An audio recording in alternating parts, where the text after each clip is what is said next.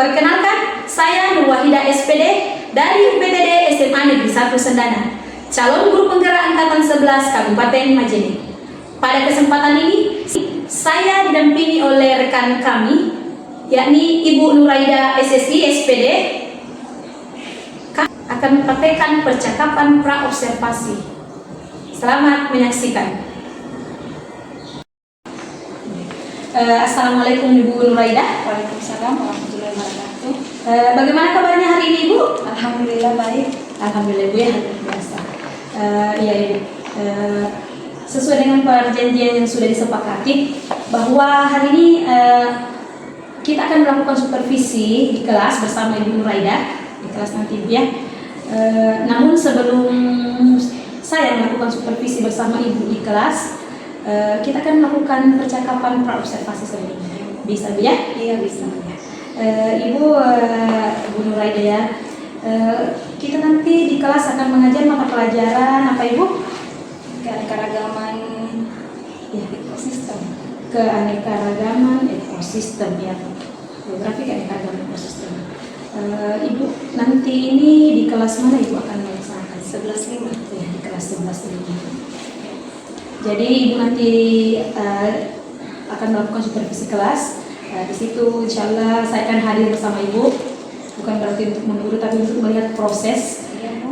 Kemudian dari yang akan dilakukan di observasi nanti, untuk observasi kelas nanti, Ibu akan mengajar geografi ya dengan materi keanekaragaman ekosistem.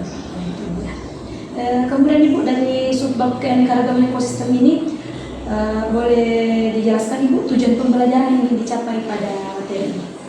Untuk tujuan pembelajaran pada materi ini tentang keanekaragaman ekosistem atau keanekaragaman hayati, saya memiliki dua tujuan pembelajaran, yaitu pertama bahwa mengidentifikasi keanekaragaman hayati ekosistem utama tentang bioma tundra, taiga, hutan 4 musim, dan gurun. Kemudian yang kedua, peserta didik bisa memahami keanekaragaman yang terdapat pada ekosistem masing-masing tersebut. Jadi tujuan pembelajaran ada dua Bu ya. Yang pertama yang saya catat tadi ini mengidentifikasi karakteristik utama ekosistem, ada tundra, taiga, sampai gurun di sini. Kemudian memahami keanekaragaman hayati yang terdapat pada masing-masing ekosistem yang sangat menarik Ibu. Kemudian dari tujuan pembelajaran yang ini Ibu, mungkin bisa dijelaskan area pengembangan yang hendak dicapai di dalam kelas. Mengenai area pengembangan yang ingin dicapai dengan dua tujuan tersebut, pertama, saya ingin melihat peserta didik tersebut bisa lebih aktif ketika dalam proses pembelajaran. Kemudian yang kedua, dengan menggunakan metode penggunaan LKPD agar siswa mampu memecahkan masalah yang tertuang pada LKPD tersebut. Kemudian yang ketiga, di sini saya ingin melihat bagaimana peran peserta didik dalam kegiatan tersebut, mengenai kerjasamanya dan tutor sebaya yang dilaksanakan agar tercipta gotong royong dan bisa saling menghargai. Oh iya, sangat luar biasa Ibu. Jadi dari tujuan yang tadi dijelaskan bahwa ada area pengembangan yang ingin dicapai. Pertama itu ada keaktifan di kelas, peserta didik di kelas, bagaimana mereka mampu menemukan sumber belajar dan menyelesaikan tugas pada LKPD secara berkelompok. Kenapa dikelompokkan? Supaya ada tujuannya ini untuk menciptakan sebuah karakter saling menghargai, tercipta gotong royong. Seperti itu Bu ya? Iya. Sangat menarik Ibu. Kemudian untuk mencapai tujuan dan ada pengembangan yang hendak dicapai tadi Bu, mungkin bisa dijelaskan strategi apa ini yang dipersiapkan untuk mencapai hal ini? Untuk mencapai, saya merancang pembelajaran dengan melihat indikator dan tujuan.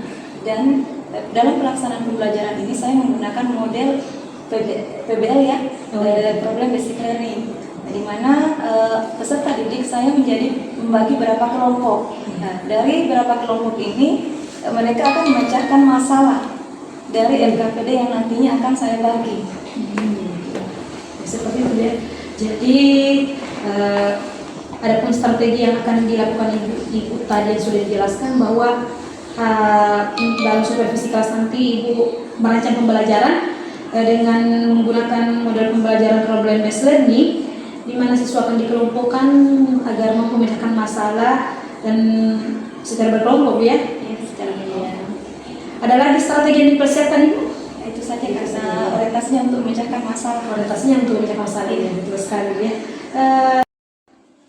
Iya Ibu, luar biasa yang sudah disusun tadi, mulai dari tujuan tentang area pengembangan yang sudah dicapai serta strategi yang dipersiapkan ini. Saya apresiasi dengan persiapan yang sangat matang. Semoga apa yang sudah direncanakan dan menjadi tujuan nanti bisa berjalan dengan lancar sesuai harapan kita bersama.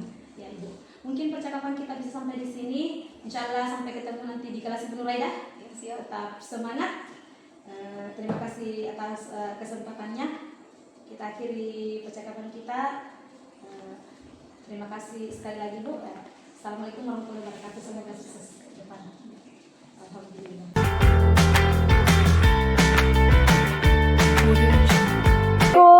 Waalaikumsalam warahmatullahi wabarakatuh.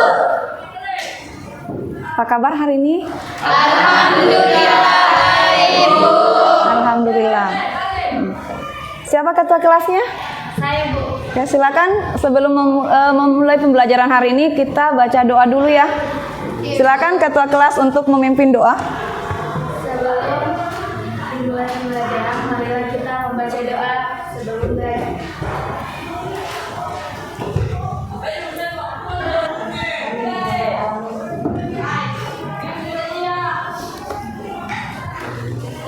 Baik, Ibu akan cek kehadiran dulu ya. Siapa-siapa yang tidak hadir karena saya lihat ada berapa bangku yang kosong hari ini. Ya Bu. Ketua kelas siapa yang tidak hadir? Alfira Bu. Kenapa Alpira? Sakit Bu. Alpira sakit, terus Nita Aulia sakit Bu. Nita Aulia sakit, Sama David izin Bu. David izin. Itu saja ya. Ya Bu. Silakan berdiri dulu semua sebelum kita memulai pembelajaran ya supaya lebih semangat pastinya dan lebih siap. Ya, baik, saya hitung ya. 1, 2, 3. Tempo cinta, cinta kecil, cinta sedang, cinta besar. I love you. Tepuk tangan untuk kita semua. Adapun materi ya yang akan kita bahas hari ini tentang keragaman hayati. Nah, keragaman hayati ini berkaitan dengan flora dan Fauna. perhatikan pertanyaan pemantik di depan. Pertanyaan pertama, apa saja jenis-jenis flora dan fauna di Indonesia? Mungkin ada yang bisa memberi jawaban? Saya Bu. Kita mulai dari Nur Madinah dulu. Jenis flora itu seperti bunga matahari, pohon jati, mangrove, dan bunga anggrek Bu. Oke, tepuk tangan untuk Nur Madinah. Selanjutnya untuk jenis fauna. Oke, Wulan Sabilah. Jenis fauna yaitu beruang, orangutan, kanguru, walibi, dan cendrawasih. Iya, tepuk tangan. Kita lanjut untuk nomor 2. Di mana daerah sebaran flora dan fauna tersebut yang disebutkan tadi? Silakan. Penyebaran jenis flora yaitu pohon pinus berasal dari spesies Sumatera. Dan untuk fauna yaitu seperti cendrawasih yang ada di daerah Papua. Pinus ada di Sumatera dan Cendrawasih. cendrawasih, burung cendrawasih ada di Papua. Berikan aplaus untuk teman kita Rafli. Pertanyaan ketiga, mengapa menyebar di wilayah itu? Ya, seperti yang tadi disebutkan bahwa ada burung cendrawasih di Papua, ada hutan pinus juga di Sumatera. Silakan, mungkin ada yang bisa memberikan pendapatnya mengapa menyebar di wilayah itu. Saya Bu. Silakan Sherly. Karena adanya berbagai faktor, misalnya faktor iklim, jenis tanah atau edafik, faktor fisiografi atau ketinggian wilayah, dan biotik misalnya manusia. Nah, manusia ini bisa berpengaruh terhadap persebaran flora dan fauna di Indonesia karena berbagai kegiatan, misalnya pertanian, perkebunan, dan penebangan hutan dan pembangunan. Jadi saya perjelas kembali ya bahwa apa yang disebutkan oleh Shirley, mengapa menyebar di wilayah itu bisa saja karena diakibatkan oleh adanya berbagai macam perbedaan. Bisa karena adanya ketinggian tempat atau relief yang berbeda, faktor edafik atau tanah, adanya pengaruh iklim atau klimatik, dan adanya faktor biotik atau makhluk hidup yang mempengaruhi sehingga bisa berbeda. Tujuan hari ini. Nah, tujuan pembelajaran yang akan kita capai pada materi hari ini ada dua. Pertama, mengidentifikasi karakteristik utama dari ekosistem tundra, taiga, hutan 4 musim, dan gurun. Dan yang kedua, memahami keragaman hayati yang terdapat dalam masing-masing ekosistem. Jadi akan ada dua tujuan pembelajaran yang akan kita capai pada pertemuan hari ini. Silakan diperhatikan semuanya. Peta persebaran flora di dunia. Apakah anak-anakku pernah melihat gambar di atas sebelumnya? Pernah. Ini peta apa? Peta dunia. Tetapi di dalamnya adalah peta persebaran flora di dunia atau biasa disebut dengan bioma. Bioma itu adalah ekosistem yang luas dengan flora dan fauna yang khas. Yang khas di sini adalah setiap bioma ini memiliki ciri masing-masing, memiliki keunikan masing-masing, dan tidak ditemukan pada semua wilayah. Makanya dari peta kita bisa melihat dari segi warna saja ya. Ada perbedaan warna yang nampak. Ada yang berwarna hijau muda, ada kuning, apalagi coklat, hijau telur asin ya. Oke. Dari perbedaan warna inilah yang memberikan penjelasan bahwa persebaran bioma di dunia dibagi menjadi 7. Ada hutan tropis, sabana, gurun, hutan gugur, stepa, peta sebaran bioma di dunia bisa diklasifikasikan menjadi 7. Ditandai dengan adanya perbedaan warna pada setiap wilayah. Coba dicek HP. Ibu sudah mengirimkan nama-nama kelompok. Silakan diperhatikan HP masing-masing untuk melihat namanya dan silakan bergabung dengan kelompok masing-masing. Sudah bergabung dengan kelompok masing-masing? Kelompok 1 mana? Kelompok 2? 3? 4? Sudah siap?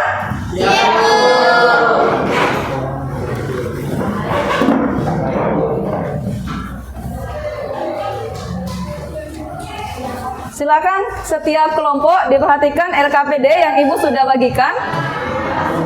Apa yang akan kita lakukan dari LKPD tersebut adalah setiap kelompok akan mengamati, mengidentifikasi karakteristik yang ada pada LKPD atau pada jenis bioma. Dari jenis-jenis bioma pada LKPD, di mana dalam LKPD ada 4 jenis bioma. Ada bioma tundra, ada bioma taiga, hutan 4 musim atau disebut dengan hutan gugur pada peta. Nah, kemudian ada gurun atau biasa disebut sebagai padang pasir. Untuk kelompok 1, dari 4 bioma ini kita akan kelompokkan. Nah, setiap kelompok akan mengidentifikasi 1 bioma.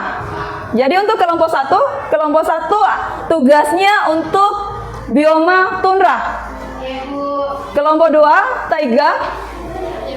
Kelompok 3 hutan 4 musim. Kemudian yang kelompok 4 gurun atau padang pasir. Silakan masing-masing kelompok dari LKPD yang sudah dibagikan untuk dikerjakan. Ibu memberikan waktu agar menyelesaikan LKPD tersebut, dan setelah selesai kita akan membahas secara per kelompok di depan ya. Silakan dikerjakan.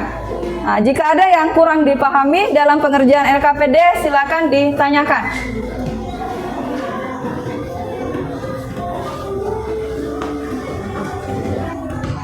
Sambil bekerja LKPD, silakan perhatikan bahan ajar yang telah dibagikan.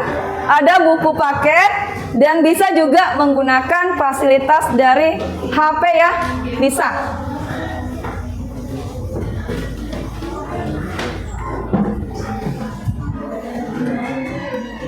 Ya, khusus kelompok 1 yang kita kerjakan adalah tundra.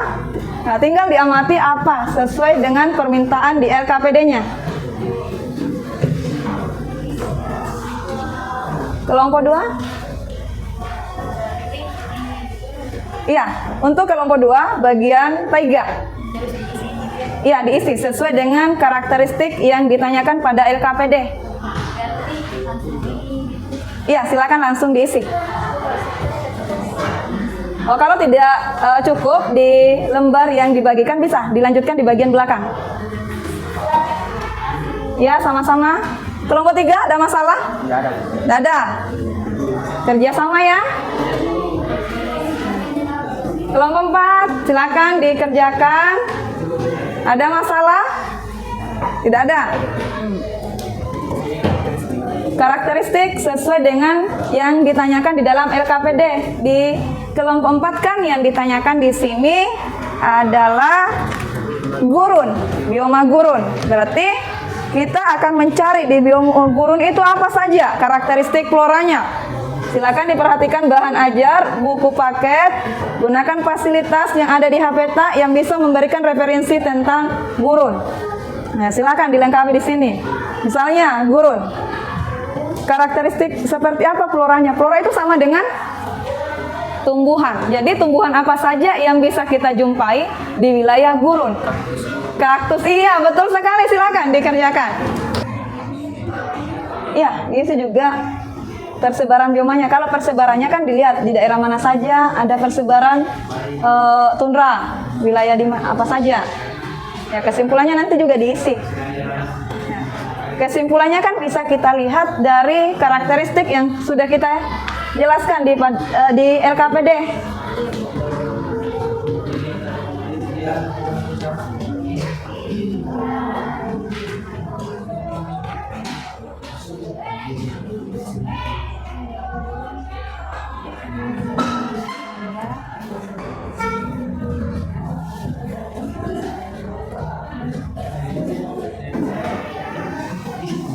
Kenapa?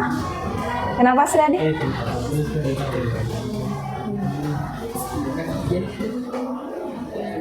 Nah, makanya kita bandingkan referensi. Selain bahan ajar yang Ibu bagikan, bisa juga kita bandingkan dengan buku paket untuk mencari flora apa saja yang ada di dalam bioma gurun.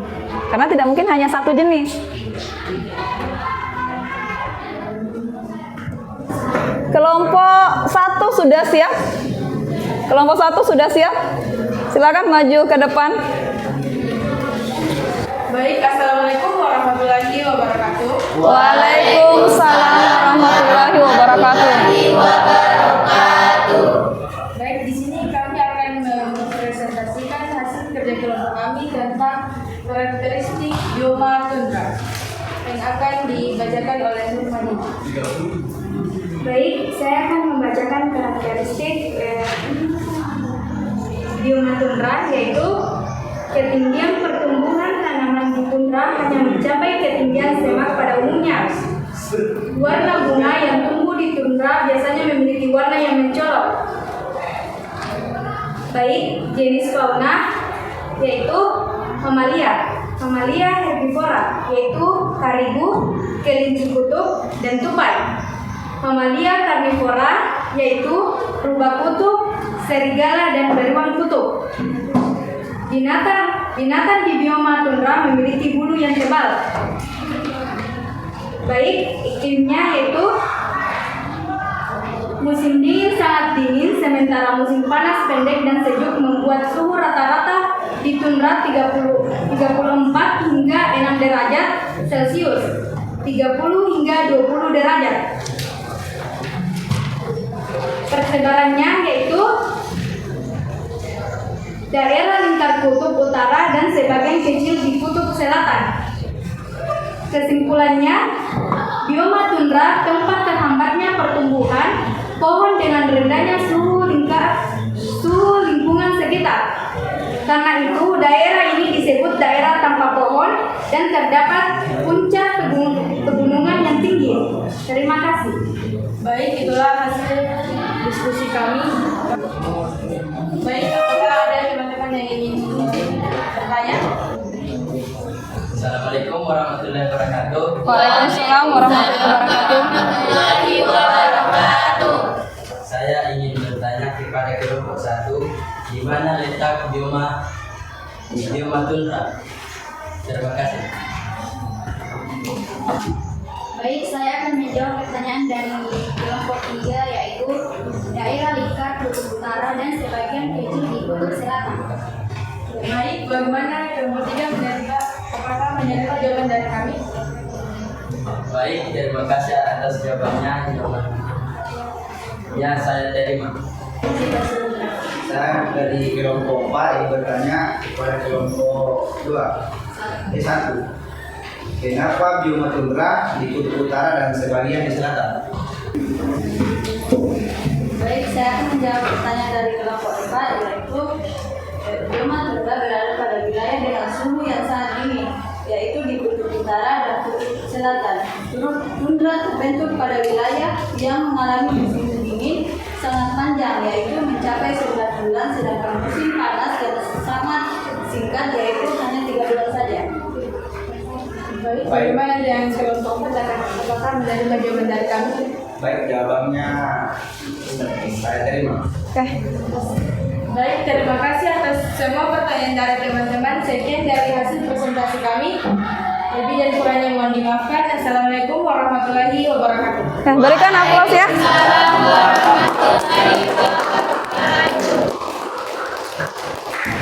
Dari pemaparan 4 kelompok ya, Ibu menilai bahwa semuanya sudah baik, hanya butuh persiapan dan keberanian serta rasa percaya diri ketika kita memaparkan materi di depan. Agar ketika kita membacakan apa yang kita diskusikan dengan anggota kelompok bisa tersampaikan dengan jelas. Tetapi semuanya sudah luar biasa menurut Ibu ya. Oke, kita membahas dulu untuk lebih memperjelas dari 4 kelompok pemateri. Pertama di kelompok 1 tentang bioma tundra. Bioma tundra dari gambar sudah jelas bahwa bioma ini adalah bioma yang diidentik sebagai tanah tidak berpohon. Karena sama sekali tidak ada pohon. Dan dicirikan dengan jenis tumbuhan atau flora dengan warna yang mencolok. Dengan ciri bahwa iklim di wilayah ini adalah iklim yang sangat dingin, musim dingin yang sangat panjang. Dan bahkan tidak pernah terlihat adanya sinar matahari di wilayah tundra. Bioma yang kedua, taiga. Nah, untuk taiga bisa kita lihat di sini sudah ada jenis tumbuhan. Bioma taiga biasa juga disebut sebagai hutan boreal atau dengan jenis tumbuhan dengan ciri khas tumbuhan berdaun jarum. Dengan contoh hutan pinus. Kemudian bioma hutan 4 musim. Kenapa 4 musim? Dari gambar di depan sudah jelas. Di sini ada 4 pergantian musim yang terjadi. Ada hutan. Di sini ada musim panas, musim gugur, ada dingin dan ada musim dingin. Perlu saya jelaskan kembali dari pernyataan kelompok penyaji tadi. Sebenarnya ya dari karakteristik 4 musim di sini tidak akan ada perbedaan jenis flora dan faunanya walaupun berganti musim. Apakah di musim panas, musim gugur, musim dingin, musim semi, tumbuhannya tidak akan pernah terganti atau jenis hewannya pun akan berbeda. Hanya saja flora maupun faunanya akan beradaptasi dengan perubahan musim yang terjadi. Kenapa 4 musim tidak sama dengan bioma yang lain? Tidak sama dengan bioma tundra, tidak sama dengan bioma taiga. Karena hutan 4 musim atau kita kenal dengan istilah hutan gugur ini hanya ditemukan di wilayah yang beriklim subtropis dengan letak lintang 1/2 lintang selatan sampai dengan 1/2 lintang utara. Dan yang keempat, karakteristik gurun atau dikenal dengan istilah padang pasir. Nah, dari gambar kita sudah bisa menyimpulkan bahwa pada bioma gurun curah hujan sangat rendah. Bahkan curah hujan di wilayah gurun itu hanya sekitar 250 mm per tahun atau setara dengan 25 cm per tahun. Sangat rendah.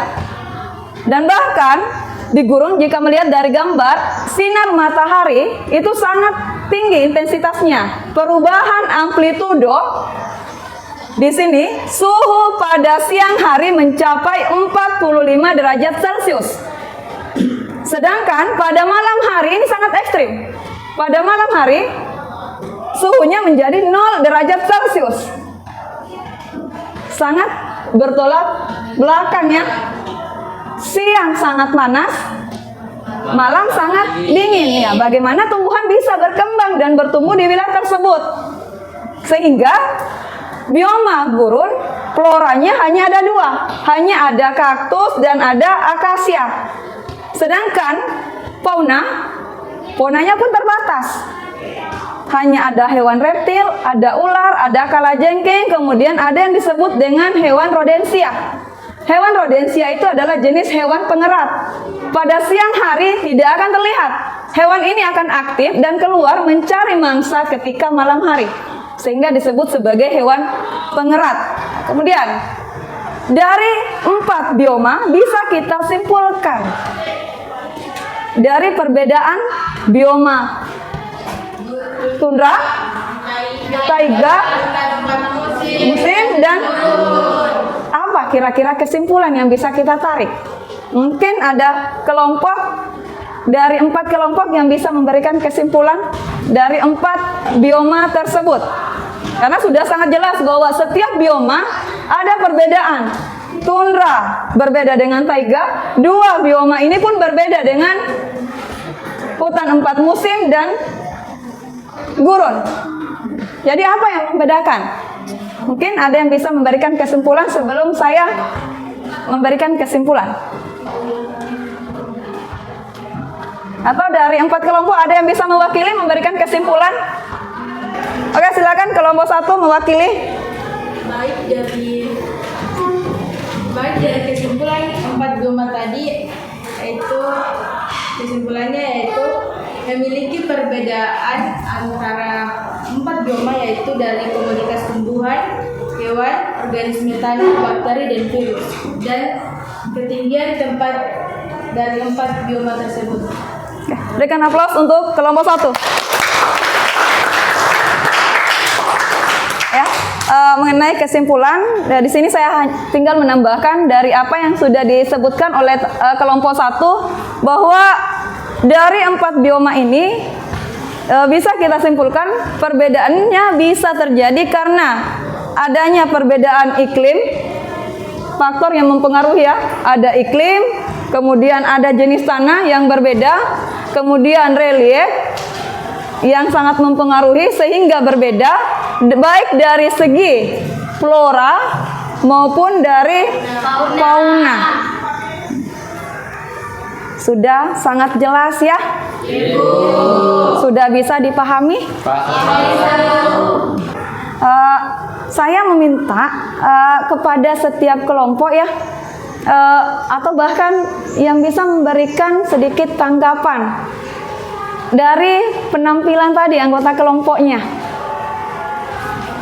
Atau mungkin dalam pembelajaran tadi ketika presentasi, apakah semua kelompok sudah tampil secara maksimal menurut pandangan kelompok 1, 2, dan 3? Sudah? Belum? Oke, silakan kelompok 2. Apa yang mesti dilakukan dan perlu kita evaluasi bersama? Pada saat pembelajaran Bu, jangan diputuskan. Kenapa? Jangan bicara, Bu.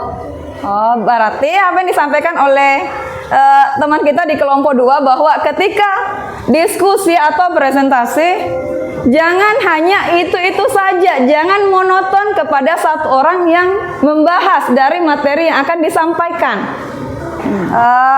Sebelum kita mengakhiri pembelajaran hari ini, sejenak kita merenungkan bersama bahwa flora dan fauna ini adalah sesuatu yang sangat penting bagi diri kita ya semua, bahwa hampir dari 1,5 miliar penduduk di dunia melakukan kunjungan ke tempat wisata, apakah berkunjung ke kebun binatang, ke tempat rekreasi, ke pegunungan untuk menikmati keindahan alam.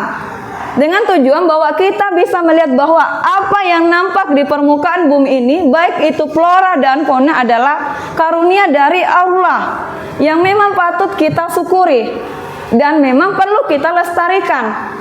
Karena kalau hewan dan tumbuhan ini sudah punah, akan mempengaruhi kehidupan kita semua di permukaan bumi. Dan bahkan sudah ada beberapa jenis tumbuhan dan fauna yang sudah mulai langka keberadaannya. Untuk itu menjadi bagian dari tugas bersama kita untuk menjaga dan melestarikan apa yang menjadi tanggung jawab kita di bumi ini. Ya, seperti adanya flora dan fauna di permukaan bumi.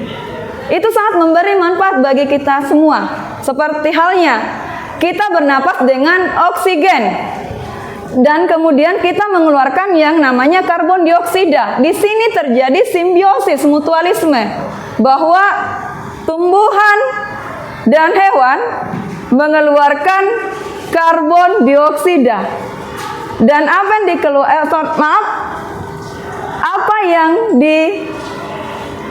keluarkan, karbon dioksida, itu akan dimanfaatkan oleh tumbuhan dan hewan untuk bernapas. Sedangkan tumbuhan mengeluarkan gas oksigen atau O2, inilah yang bisa memberikan kehidupan bagi kita sebagai makhluk hidup atau manusia di permukaan bumi.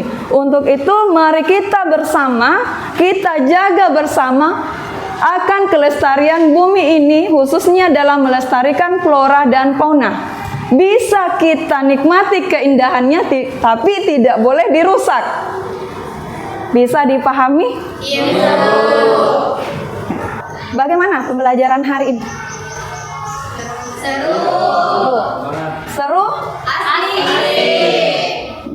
Apa manfaat dari yang kita peroleh dari materi yang kita bahas tadi?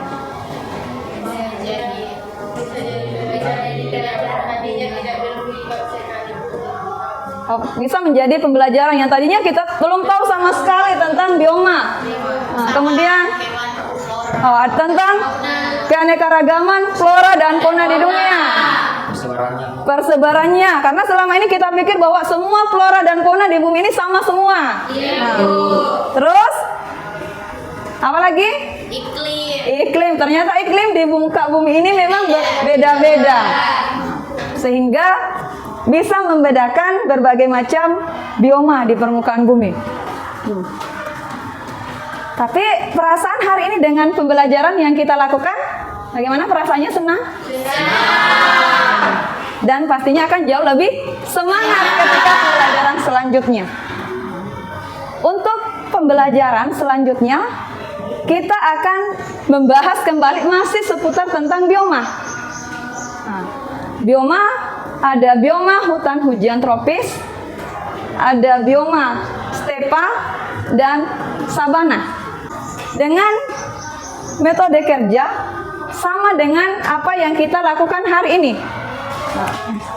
Baiklah, untuk kegiatan penutup ya, untuk pembelajaran hari ini sebelum mengakhiri, alhamdulillah pembelajaran yang kita lakukan hari ini berjalan dengan lancar. Proses pembelajarannya sudah mencapai dengan tujuan apa yang kita harapkan untuk kita capai dari dua tujuan pembelajaran dari keanekaragaman hayati hari ini. Kemudian bersama-sama kita mengucapkan rasa syukur alhamdulillah untuk pertemuan hari ini, dan kepada ketua kelas kembali untuk membaca doa sebagai akhir pertemuan hari ini. Baik, untuk mengakhiri pembelajaran ini, marilah kita berdoa. Amin ya rabbal alamin. Sudah dipahami semua ya? Insya Allah kita lanjutkan pada pertemuan selanjutnya, dan saya akhiri. Assalamualaikum warahmatullahi wabarakatuh. Waalaikumsalam warahmatullahi wabarakatuh. Waalaikumsalam warahmatullahi wabarakatuh.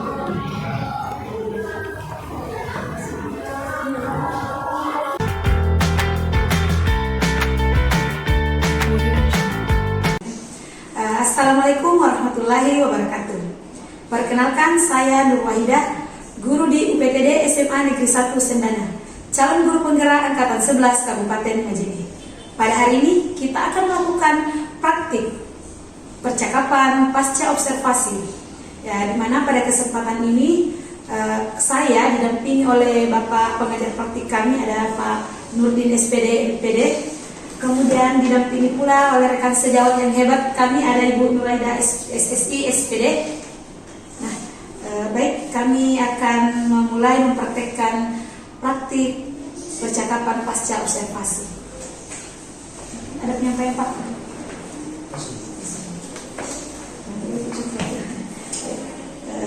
Assalamualaikum warahmatullahi wabarakatuh, Ibu Nuraida. Waalaikumsalam warahmatullahi wabarakatuh. Bagaimana kabarnya hari ini Pak, Bu? Alhamdulillah baik. Bagaimana Ibu? Jadi kita sudah janjian hari ini bertemu di ruangan ini. Saya rasa apa yang kita rencanakan hari ini, Ibu, apa yang dilakukan untuk bertemu di ruangan ini? Mengenai observasi yang sudah dilakukan di dalam kelas pada di bulan lalu ya, Observasi dilakukan kemarin ya. Jadi tujuan kita ketemu di sini, kita akan kembali melakukan feedback dan melakukan refleksi bersama tentang observasi. Bagaimana yang sebelumnya Ibu, bukan ada hal mengurus atau dan lain sebagainya. Di awal saya mau bertanya saja Bu, sebelum menyampaikan apa hal-hal yang saya lihat di kondisi kelas Ibu. Sebelumnya saya mau bertanya apa-apa yang sudah Ibu lakukan di kelas. Ya, apa yang sudah dilakukan? Yang saya sudah lakukan Bu, mengenai pembelajaran yang ketika kita sebelum kita observasi dalam kelas kan itu sudah memberikan bahwa observasinya harus melihat dari model apa yang harus saya terapkan. Kemudian dari RPP yang saya buat atau modul yang saya buat, Ibu sudah lihat bahwa metode yang saya pendekatan yang saya gunakan di sini adalah PBL, dan terbukti di dalam ketika Ibu berada di dalam kelas bahwa di sini ada keaktifan yang ditunjukkan oleh peserta didik, bukan yang belajar. Iya.